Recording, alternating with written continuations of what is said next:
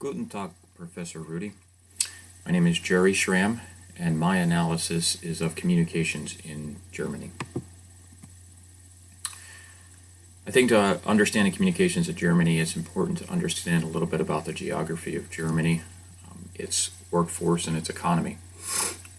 There's a map of Germany, and there's approximately 82 million people in Germany, and only 3 cities have more than 1 million people, so the population is pretty well dispersed through the country. Berlin has 3.4 million, Hamburg 1.7 million, Munich 1.2 million. Cologne is the next largest city, and that's just under 1 million, and Frankfurt just about 650,000. 95% of the population speaks German as the first language. Most Germans are taught a second language in school, with English being that primary second language. 91% of the population reported German heritage. Turkish is the next largest ethnic group, and that's only about 2.5%.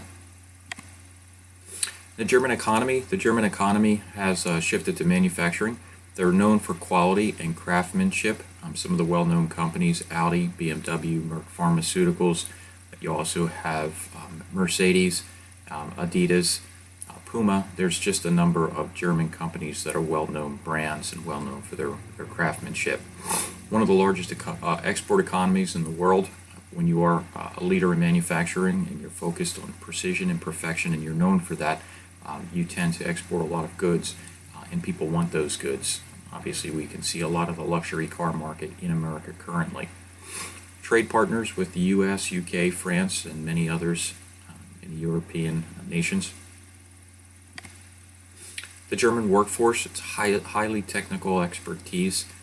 The workforce strives for precision and perfection, and obviously those brands I mentioned earlier, they're known for being high-quality products. The German workforce, they're industrious, they're organized.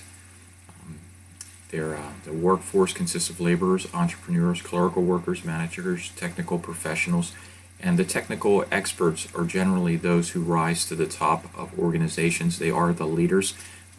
Most German companies, because of the high push for quality, they tend to forego those financial recognized entities and lawyers and such, and that lead many American companies, and instead they take technical professionals, the ones that rise to the top, the ones that know the industry, they know the product.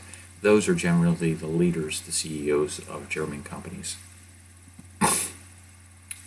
Some of the character traits of the German workers: they value structure, privacy, organization. Punctuality is extremely important. They make schedules and they adhere to their schedules. Competence, diligence are valued over interpersonal skills. That's generally how they're evaluated in their work performance. They're very serious about their work. Humor is unwelcome. They don't joke about performance. It's very important to them. They're direct and straightforward. They'll tell you how it is. They don't sugarcoat anything, and they don't pull punches. They discourage interpersonal relationships in the workforce. There's a strong separation between your work and your private life, and the two generally don't intertwine. The German business etiquette. Unlike the independent, outspoken, interpersonal business environment of the U.S., the German business environment is completely different. In the U.S., it's meant to be interactive, personal, develop strong personal relationships, understand one another, have just small talk and informal conversations. That's not the way in Germany. Several decals focused on business rather than relationship building. Germany has strict business. It doesn't matter if I like you, if I appreciate you, if I build a relationship with you, a personal relationship. If we're business associates, we discuss business. That's just the way it is. First impressions are key in the German business culture. If one fatal flaw during that initial interaction could generally spell whether or not your venture is successful or unsuccessful, whether you will do business with this German company or not. And understanding that Germans are highly organized and punctual is integral. Always arrive on time for a meeting, and all meetings begin and end precisely when scheduled. Every resource that I looked through as I did my research for this presentation highlighted the fact that Germans are organized, scheduled, They stay strictly to a calendar, and punctuality is one of the biggest qualities. They couldn't stress it enough, and again, in every piece of research, they said be on time and punctuality. That's what Germans adhere to. Handshaking in personal space. So it's customary to shake hands when you arrive at a business meeting or when you interact with a colleague. The colleague may bow slightly. It's appropriate to reciprocate that bow. If you're introduced to a woman, you wait to see if she extends her hand first. If she does not, you're not meant to extend your hand. And they always respect personal space. Keep at least an arm's length distance between you. In a German workplace, everything is professional. They don't do the hand pat, the back slap. None of that is appropriate. It's all business, and it's meant to stay that way. They don't show signs of public affection. That's meant to stay in your private life, and in your work life, everything is professional. And it's important also to maintain eye contact when you are shaking hands and you're interacting with Germans. And to continue that, eye contact is very important.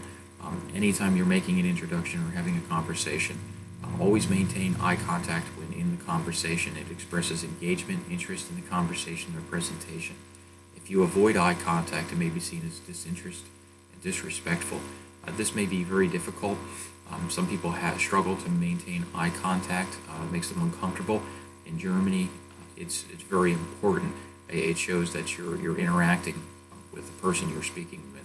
So it's very important, no matter how uncomfortable it is. If you do look away, if you don't maintain that eye contact, it can certainly speak volumes. Titles and business cards. So Germans respect titles. During introductions, it's customary to exchange business cards.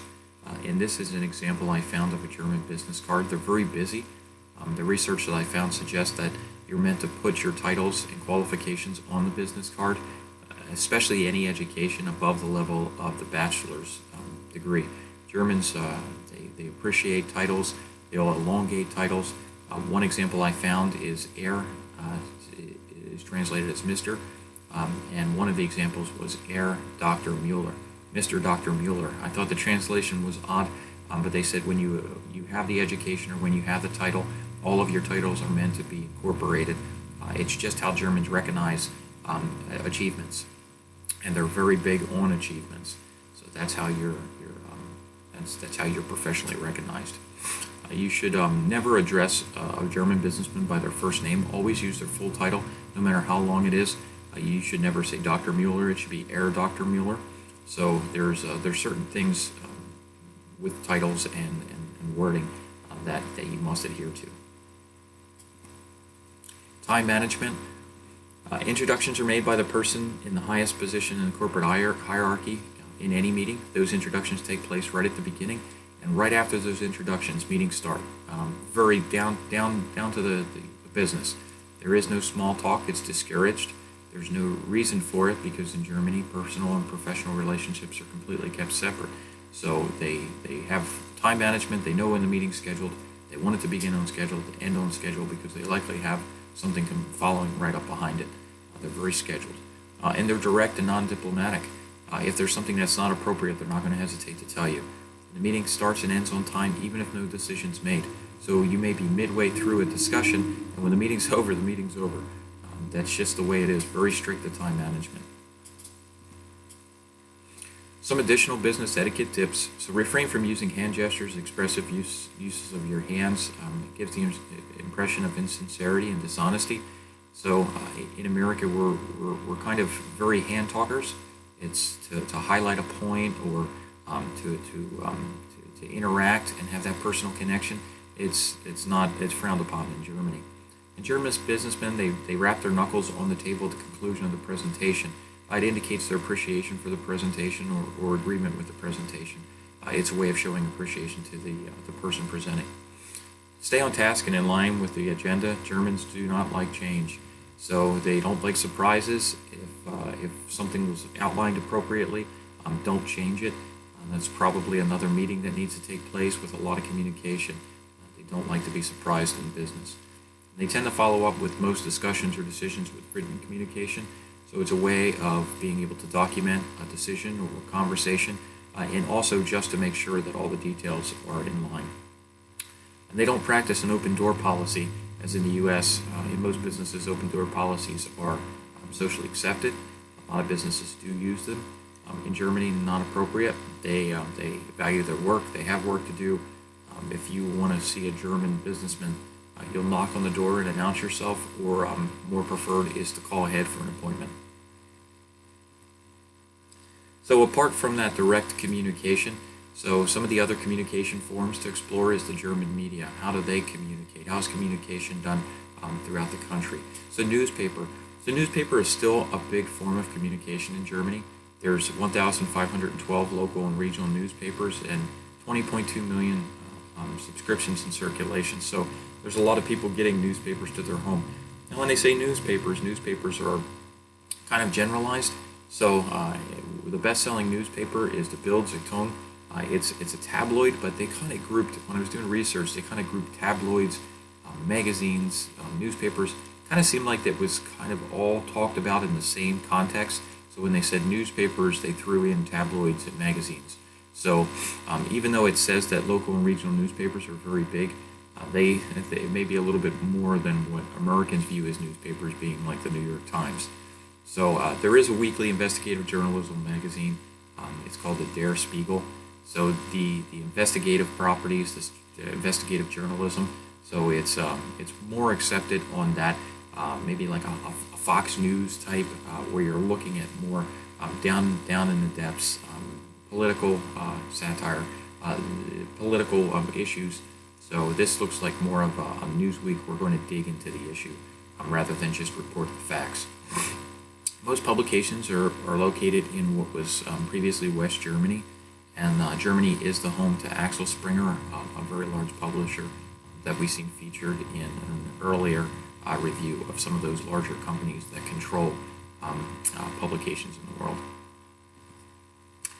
The internet, there's an estimated 71.7% of the people in Germany have online access in 2014. 25 million of those are on Facebook. The next competitor of Facebook in Germany is MeinVZ. They have access to the internet through their home or office connection, Wi-Fi spots, mobile phones. It's just generally just acceptable by a large portion of the people. And when we consider that we have access everywhere with the internet, Germany is no exception. So Germans do pay broadcasting fees for having internet, TV, or radio in their home. I think that's pretty similar to what we do in the U.S. So looking at my Comcast connection, I have TV, phone, and internet, and the Comcast bill certainly shows franchise fees and some of the other incidentals that are on there. So I don't think this is independent of Germany. And it's becoming a popular method of getting the news.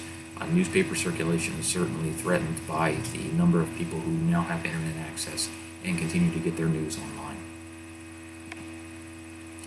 The television media market, highly competitive in Europe. It's one of the highest competitive markets. It's 34 million households with TV in Germany. Approximately 95% of the Germans have cable or satellite in their homes. It's separated into public and commercial broadcasting. The public broadcasting is financed by the federal government, and they regulate it. So there are certain aspects that you need to adhere to, how you report a story, the things you have to report on. You can't be one-sided. So they kind of regulate how the information is dispersed. The commercial, there is some regulations that they have to adhere to as well, but they're not federally funded, and they have a little bit more flexibility. There is a public broadcaster, Deutsche Welle. This was a company that I seen featured in an earlier research during one of our earlier assignments, very large. They talk about a lot of the information in Germany from a German perspective, much the same as when we talked about Al Jazeera, talking from a Middle East perspective to make sure that their interests are represented. Deutsche Welle talks to foreign countries, pushes out content through radio, television, online, and they're less regulated, even though they are a public broadcaster. In conclusion, Germany has a strong economy and key exporter of high-quality manufactured goods, well-recognized brands, recognized for their quality. Their workforce is diligent and organized, striving for perfection, recognized for competence and education. Their workers go to work and they're very committed. They kind of hang their hat on their work performance. Technical experts are typically company leaders. So the companies that do produce a product, they want to make sure that their leaders know the product and they're experts in the product. Understanding the dynamics of German business culture as well as proper business etiquette is vital. If you don't know how German businessmen act, if you come into it using American business etiquette, you're not going to be well received. There's differences there. And use of proper titles, exercising good manners, eye contact, punctuality, all key components for success. To be successful in German business, you have to function like a German businessman. So knowing some of those key etiquette points, understanding the culture, understanding the product, it's very important to be successful in business. I do have a list of references. I put them in my paper. I have about 7 different references that I utilized, all available upon request. That comes to the end of my presentation. Thank you, Professor Rudy, for an excellent class. I learned a great deal. It was different than what I expected. I expected a very heavy culture class. It wasn't that. There was a lot of things that I didn't know. I'm not big on social media.